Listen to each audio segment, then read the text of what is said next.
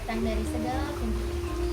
Umat sedharma yang berbahagia, dengan penuh rasa hormat, mari kita panjatkan puji dan syukur kita ke hadapan Ida Sang Yang Widi Wasa, karena atas asung kertua dan nugrah hidup kita masih diberikan kesempatan untuk berkumpul bersama dalam suasana yang penuh kedamaian.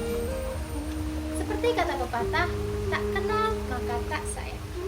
Oleh karena itu, izinkan saya untuk memperkenalkan diri saya terlebih dahulu. Perkenalkan, nama saya Ibu Tu Resti Susanestari. Saya adalah seorang mahasiswa semester 6 program studi pendidikan agama Hindu Staf Negeri Pertuturan Singaraja. Jadi pada kesempatan kali ini saya akan menyampaikan sebuah dharma wacana yang berjudul menjadi sahabat bagi diri sendiri. Semoga dharma wacana ini menjadi ajang untuk kita saling berbagi pemahaman, berbagi kebaikan dan pencerahan, serta saling menguatkan satu sama lain. Jadi pada momen yang penuh kedamaian ini, marilah kita sejenak menjauh dari kesibukan dunia yang tiada henti ini. Mari kita renungkan satu pertanyaan yang tampaknya sederhana, namun mengandung makna yang begitu dalam. Sudahkah kita menjadi sahabat bagi diri kita sendiri? Di tengah dunia yang bergerak begitu cepat, yang dipenuhi oleh tekanan dan ekspektasi yang terlalu tinggi, serta obsesi akan citra kesempurnaan, terutama di kalangan generasi muda. Hal ini seringkali membuat kita terlalu fokus untuk memenuhi harapan orang lain. Kita selalu berlomba-lomba untuk tampil sesuai dengan standar yang ditetapkan oleh media sosial. Hingga tanpa sadar, kita semakin jauh dari esensi diri kita sendiri. Kita lupa bahwa sebelum dunia luar menerima kita, kita yang terlebih dahulu merangkul dan berdamai dengan diri kita sendiri, menjalin hubungan yang penuh kasih dan pemahaman dengan dunia yang ada di dalam diri. Lalu mengapa bersahabat dengan diri sendiri itu begitu penting? Nah, karena ketika kita kehilangan hubungan yang sehat dengan diri kita sendiri, kita ini seperti kehilangan arah dalam hidup. Yang tersisa hanyalah kekosongan yang dipenuhi oleh kecemasan, ketakutan, dan kegelisahan yang terus-menerus menggerogoti diri kita. Tanpa adanya kedamaian dalam diri, kita ini mulai merasa terasing, seolah-olah kita hanya bayangan dari diri yang sebenarnya. Pikiran-pikiran negatif yang terus-menerus merusak keseimbangan batin dan menjauhkan diri kita dari kebahagiaan yang pada akhirnya kita akan terjebak dalam ketidaktahuan tentang siapa diri kita sebenarnya. Sebagai umat Hindu, kita itu sesungguhnya telah diberikan tuntunan yang sangat lengkap melalui ajaran-ajaran agama Hindu, seperti ajaran tatwa, susila, dan upacara. Nah, di dalam ajaran tatwa Hindu, manusia itu bukan hanya sekedar jasmani atau pikiran yang bersifat sementara, melainkan sejatinya adalah Atman. Atman adalah jiwa yang murni, yang kekal abadi dan merupakan percikan kecil dari Ida Sang Yang Widi Wasa atau Brahman. Pemahaman mengenai Atma yang ada di dalam diri kita itu mengingatkan bahwa nilai diri kita itu tidak ditentukan oleh penampilan fisik, status sosial, dan jumlah like di sosial media atau validasi dari orang lain, melainkan berasal dari dalam diri kita sendiri. Sebagaimana yang disebutkan di dalam Bhagavad Gita bab 6 sloka 5, di mana Udharat Atma Atmanam Natmanam Awasadayat Atmayuwa Yatmano Bandur Atmaya Rikur Atmana, yang artinya tinggikanlah dirimu melalui kekuatan pikiran dan jangan rendahkan dirimu karena pikiran dapat menjadi lawan sekaligus musuh bagi diri kita sendiri. Nah, jadi dari sloka ini kita belajar bahwa kita itu memiliki tanggung jawab atas kesejahteraan batin kita sendiri. Kita adalah penolong terbaik bagi diri kita sendiri, namun juga bisa menjadi musuh yang paling merusak jiwa kita jika kita gagal mengenali dan mencintai diri kita sebagai mestinya. Nah, umat sedharma, dari suaka tersebut, marilah kita melihat fenomena sekarang yang dimana di tengah gempuran era digital ini, banyak dari kita yang mengalami krisis identitas. Kita merasa harus selalu tampil sempurna, harus selalu bahagia dan harus selalu produktif. Dan tidak jarang kebahagiaan dan kesuksesan itu ditentukan oleh algoritma media sosial dan bukan oleh nilai-nilai rohani atau spiritual, yang mengakibatkan banyak dari kita itu merasa tidak cukup atau merasa tertinggal, merasa tidak layak, padahal semua itu hanyalah kabut tipis yang menutupi cahaya atma yang ada di dalam diri kita. Berkaca dari hal tersebut, ada satu buah pertanyaan yang dimana jika bukan kita yang menjadi sahabat bagi diri kita sendiri, yang menyadari bahwa diri ini adalah bagian dari Tuhan yang patut dicintai dan dihargai, lalu siapa lagi yang akan melakukannya? Jadi umat sedharma, menjadi sahabat bagi diri sendiri itu berarti kita mengenali atma yang ada di dalam diri kita, menerima kelebihan dan kekurangan kita dengan penuh welas kasih, serta menjadikan diri kita ini bukan sebagai sumber tekanan tetapi melainkan sumber keteduhan.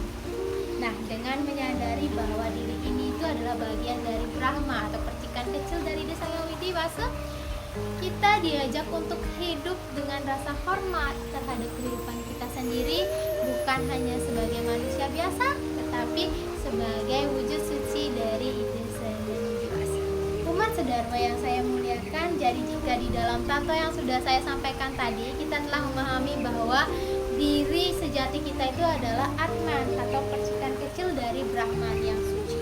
Nah, maka selanjutnya di ajaran susila kita akan diajak untuk memperlakukan Atman itu dengan penuh kasih dan penuh hormat melalui perilaku-perilaku yang beretika baik, baik itu terhadap sesama maupun terhadap diri kita sendiri. Nah, salah satu nilai moral yang tertinggi dalam agama Hindu ialah ahimsa atau tidak menyakiti. Namun saat ini kita seringkali mengartikan bahwa ahimsa itu sebagai larangan menyakiti makhluk hidup secara fisik. Padahal pada sesungguhnya ahimsa itu juga mencakup tidak menyakiti diri sendiri, baik itu secara fisik, mental maupun emosional. Nah, salah satu bentuk kekerasan yang paling halus justru itu terjadi di dalam diri kita sendiri, terjadi di dalam pikiran kita, yang dimana pikiran-pikiran yang penuh penolakan kritik terhadap diri sendiri, seperti contohnya, aku tidak pantas, aku selalu gagal, kenapa aku tidak seperti mereka. Nah, kalimat inilah yang merupakan bentuk-bentuk kekerasan batin yang merusak diri kita, merusak diri kita sendiri secara perlahan.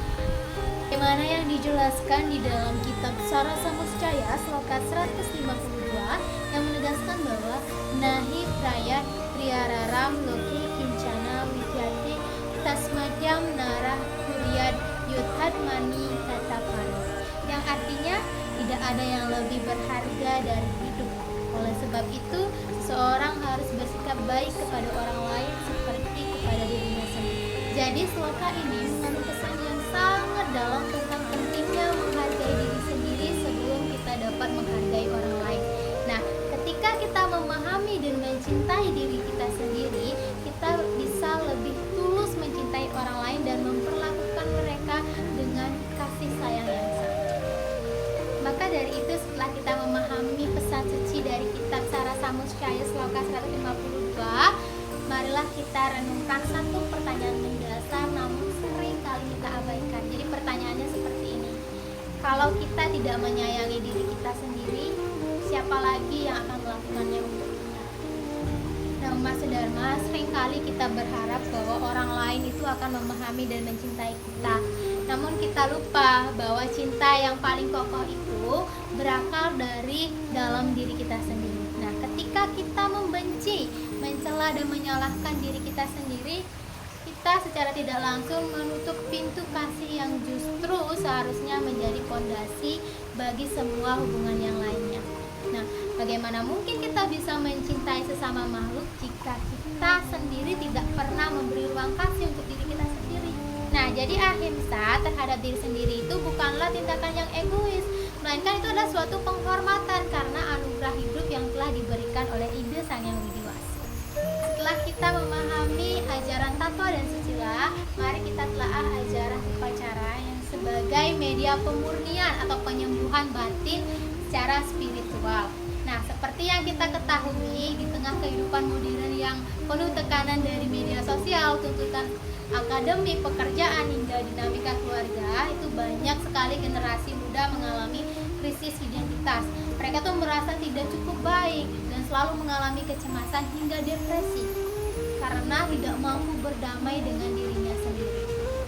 Nah, di dalam upaya mencari validasi dari luar, mereka itu kerap melupakan pentingnya membangun hubungan yang sehat dengan dirinya sendiri. Nah, dari sinilah upacara itu berperan, bukan hanya berperan sebagai sekedar ritual fisik, tetapi sebagai jalan menuju kesadaran dan penyucian batin. Ini adalah wujud nyata dari kasih sayang terhadap diri kita. Melalui proses penyucian rohani, melalui pelaksanaan upacara, kita juga mempererat hubungan kita dengan ide Sang Yang Widi Wase. Saat kita menghasilkan sarana upacara atau banten yang pada akhirnya kita itu mempersembahkan bukan hanya secara lahiriah, tetapi ketulusan dan penghormatan atas kehidupan yang telah diberikan olehnya. Sebagaimana yang tertuang di dalam Bhagavad Gita bab 17 sloka 16, yang dimana manah prasada saumyatwam mauna atma wikinaha kawa samsujir iti etat tapi manasa pusyati, yang artinya pikiran yang puas dengan segala keadaan, kesadaran yang menyejukkan, suka merenungkan kemuliaan, selalu mengendalikan pikiran dan berusaha sepenuhnya menyucikan kesadaran batin.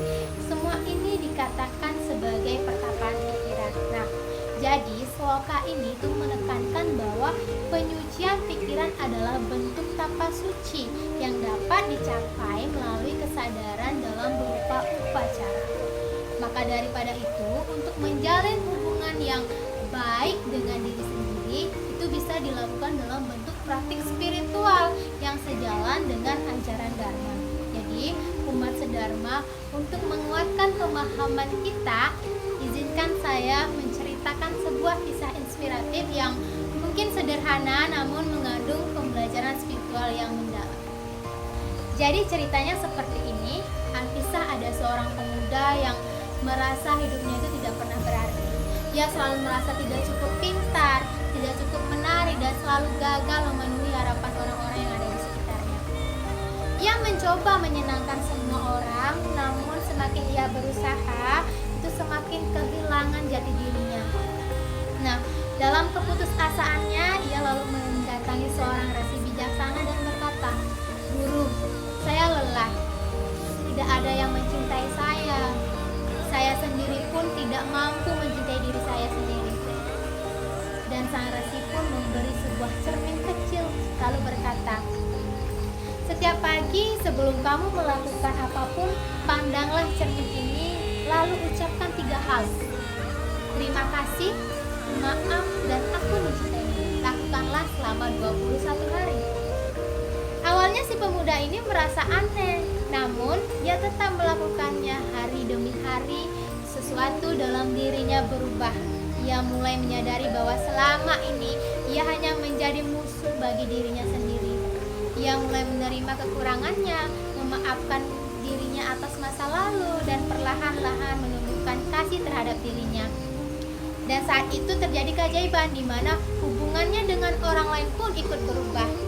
Ia menjadi pribadi yang lebih damai, bijaksana, dan penuh welas asih. Nah, umat sedharma, kisah ini mengajarkan bahwa cinta yang sejati itu dimulai dari dalam diri. Jika kita mampu menerima dan mencintai diri kita sendiri, maka kita telah membangun fondasi yang kuat untuk mencintai sesama, melayani dengan tulus, dan menjalani hidup yang damai. Umat sedharma yang saya cintai, menjadi sahabat bagi diri sendiri itu bukanlah hal yang egois, melainkan tanggung jawab kita sebagai seorang manusia. Maka mulai hari ini jadikanlah diri kita itu sebagai sahabat terbaik yang selalu hadir dalam suka maupun duka. Dan jangan pernah tunggu dunia untuk mencintai kita, tapi ajarilah diri kita untuk lebih dulu mencintai dan menghargai anugerah yang telah diberikan oleh Ide Sang Yang Widi Wase. Demikianlah Dharma Wacana yang dapat saya sampaikan. Semoga apa yang telah kita renungkan bersama di hari ini dapat memberikan manfaat, memperkaya pengetahuan kita, dan menjadi inspirasi dalam menjalani kehidupan sehari-hari sesuai dengan ajaran agama. Saya mengucapkan terima kasih yang setulus-tulusnya atas perhatian dan kebersamaan umat Dharma dalam menyimak Dharma Wacana ini. Dan apabila dalam penyampaiannya saya terdapat kekeliruan atau hal-hal yang kurang berkenan di hati, saya mohon maaf yang sebesar-besarnya, dan akhir kata saya ucapkan terima kasih. Om Santi.